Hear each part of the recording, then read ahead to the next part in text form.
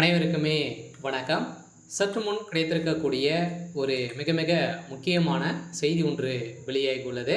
சற்று முன் செந்தில் பாலாஜி வழக்கில் புதிய திருப்பம், அலரும் அறிவாலயம், இது மாதிரி பார்த்தீங்கன்னா செய்திகள் வெளியே இருக்குது. இப்போ சதுரடியாக பார்த்தீங்கன்னா செந்தில் பாலாஜி அவர்கள் டாஸ்மாக் கூடிய நிறுவனத்தில் செய்த ஊழலின் அடிப்படையில் இப்போ அதிரடியாக செந்தில் பாலாஜி அவர் மீது எக்கச்சக்கமான வழக்குகள் இருக்குது. இந்த வழக்கின் அடிப்படையில் இப்போ குறைந்தபட்சம் 1000 கோடிக்கு மேலே மெகா ஊழல் நடந்திருக்கு அப்படின்றத நிறுவனம் பண்ணி இப்போ செந்தில் பாலாஜி மீது வழக்கு பதிவு செய்து, அதே மாதிரி செந்தில் பாலாஜி அவர்களுக்கு பார்த்தீங்கன்னா திமுகவிலிருந்து நீக்கப்பட்ட சம்பவம் பெரும் அதிர்ச்சியை ஏற்படுத்தியிருந்தது.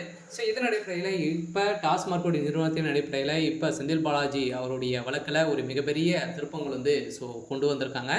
இந்த திருப்பத்தின் அடிப்படையில் இப்போ ஹைகோர்ட் அதிரடியாக செந்தில் பாலாஜி அவர்களுக்கு பதிலளிக்க வேண்டும் அப்படின்ற மாதிரி பார்த்தீங்கன்னா டாஸ்மார்க்கில் கொள்முதலில் எவ்வளோ கொள்முதல் செஞ்சுருக்கீங்க அப்படி கணக்கு வழக்குகள் அனைத்துமே நீங்கள் கொடுக்கணும் அப்படின்ற மாதிரி பார்த்தீங்கன்னா இப்போ செந்தில் பாலாஜி தரப்புக்கு உச்சநீதிமன்றம் அதிரடியாக ஒரு தீர்ப்பு வழங்கியிருக்காங்க.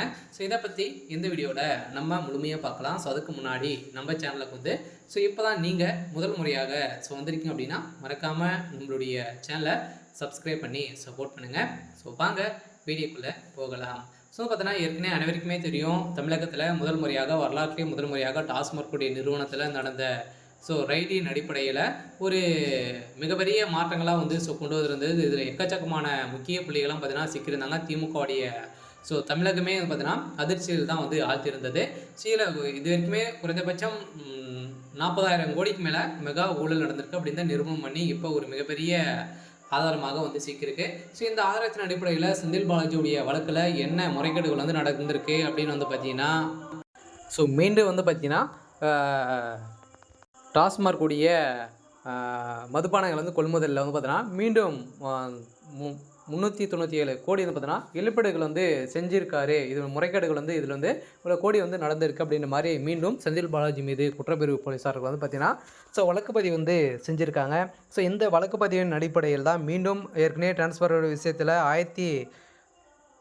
1068 கோடிக்கு மேலே பார்த்தீங்கன்னா டிரான்ஸ்ஃபார்முடைய விஷயத்தில் பார்த்தீங்கன்னா டெண்டர் விஷயத்தில் செந்தில் பாலாஜி அவர்கள் முறைகேடுகள் செஞ்சுருக்காரு அப்படின்ற மாதிரி இப்போ இந்த முறைகேட்டின் அடிப்படையில் சதுரடியாக மீண்டும் செந்தில் பாலாஜி மீது புதியதாக பார்த்தீங்கன்னா நிறைய வழக்குகள் இருக்குது. இந்த வழக்கின் அடிப்படையில் தான் செந்தில் பாலாஜியுடைய வழக்கில் ஒரு மிகப்பெரிய திருப்பங்கள் ஏற்பட போகுது.